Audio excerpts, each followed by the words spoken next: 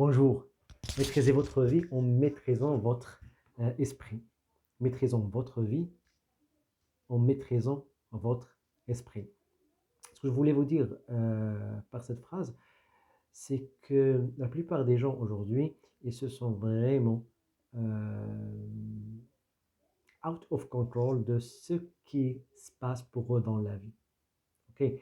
Surtout ce qu'on est en train de voir aujourd'hui dans cette planète Terre, la plupart des gens, ils se sont des victimes, ils se sentent qu'ils n'ont pas le choix, ils se sont en train de subir tout le temps, ils ne se sont pas aux causes des choses qui arrivent autour d'eux, dans leur environnement, ou bien dans leur communauté, ou bien dans leur nation. L'objectif de cette vidéo, c'est justement de vous apprendre comment commencer pas par pas et dans le temps à maîtriser votre vie, à commencer à prendre le contrôle de toutes ces choses-là qui sont variables dans votre environnement par la maîtrise de votre esprit.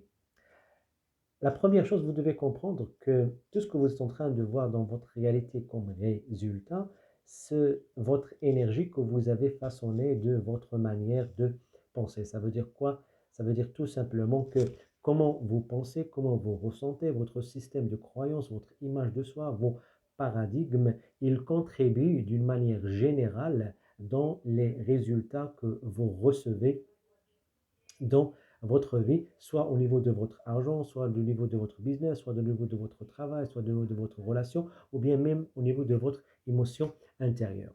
Mais le grand problème, c'est que lorsque vous essayez de contrôler votre environnement extérieur, à savoir votre vie, en essayant d'agir sur l'environnement extérieur, ce que vous êtes en train de faire, c'est que vous agissez dans la mauvaise direction. Vous agissez pas sur la cause primaire qui crée ces choses-là, mais ce que vous faites, c'est que vous agissez sur les apparences. Donc, c'est comme si vous avez perdu en fait les clés dans cette pièce-là et vous commencez à chercher les clés à l'extérieur. Donc, le premier pas, justement, pour récupérer votre pouvoir à diriger votre réalité dans la direction que vous voulez, dans le temps, pas instantanément, parce que chaque changement, ça prend du temps. Donc, vous devez absolument comprendre comment vous avez créé ces résultats, mais surtout quelle est la participation de votre esprit dans la création de ces résultats-là. Et lorsque je dis votre participation, ça nécessite une grande honnêteté, ça nécessite une grande sincérité avec vous-même, mais surtout, ça nécessite une responsabilité personnelle par rapport à ce qui vous arrive. Mais avant que ça vous arrive dans la réalité physique, ça nécessite une responsabilité absolue, totale, sur ce que vous pensez et sur ce que vous ressentez. C'est-à-dire qu'aujourd'hui, si vous vous sentez mal pendant une longue période de temps ou bien des choses à l'extérieur qui vous poussent à se sentir mal, ça veut dire que vous n'avez aucune maîtrise et que vous n'assumez pas la responsabilité de ce que vous ressentez. Et la plupart des gens ne croient pas qu'ils peuvent diriger leurs pensées, leurs émotions, parce qu'ils n'ont aucune idée de l'esprit, comment ça fonctionne. Et c'est vraiment une chose qui est bizarre, qui est étrange. Vous passez des dizaines, des vingtaines d'années dans le système scolaire et après, vous n'avez aucune idée d'où viennent vos pensées, comment se génèrent vos émotions, mais surtout, quelle est la relation entre vos pensées, vos émotions et ce qui vous arrive dans la vie? Et comment vous pouvez changer vos actions, vos comportements, vos habitudes en agissant sur votre propre pensée? Et pourquoi les gens, ils ont cette ignorance absolue par rapport à ce contexte-là? Tout simplement parce qu'ils n'ont jamais appris à l'école comment fonctionne leur esprit. Donc, vous devez comprendre à un certain moment que vous avez le pouvoir de choisir consciemment, au niveau de votre esprit inconscient, choisir vos pensées conscientes. La plupart des gens, ils n'exercent pas ce pouvoir parce que ce sont des victimes et se sont vraiment inférieurs par rapport à l'environnement extérieur et par rapport à leur réalité. Donc, ils ont cédé, ils ont laissé tomber leur pouvoir puissant, à savoir choisir. Ce sont des personnes faibles mentalement, ce sont des victimes. Donc, premièrement, vous devez savoir, alors, vous avez ce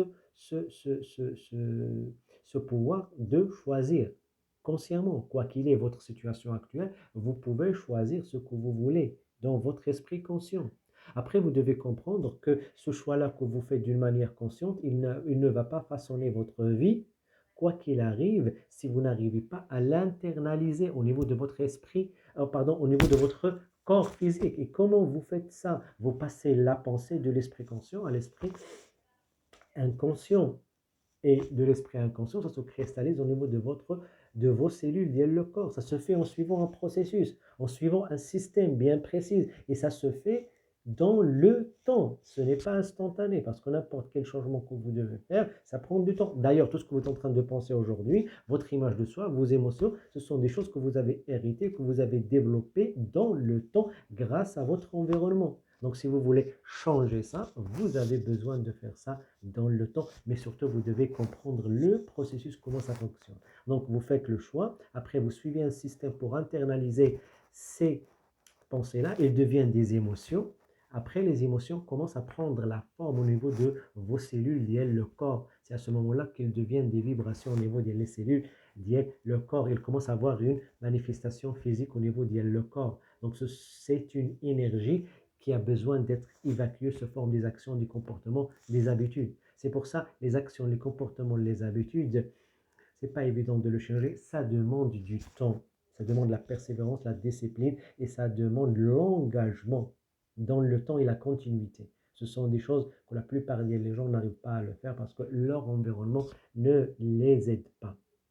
Donc, vous pouvez maîtriser votre vie dans le temps en maîtrisant votre esprit. Ça commence par là.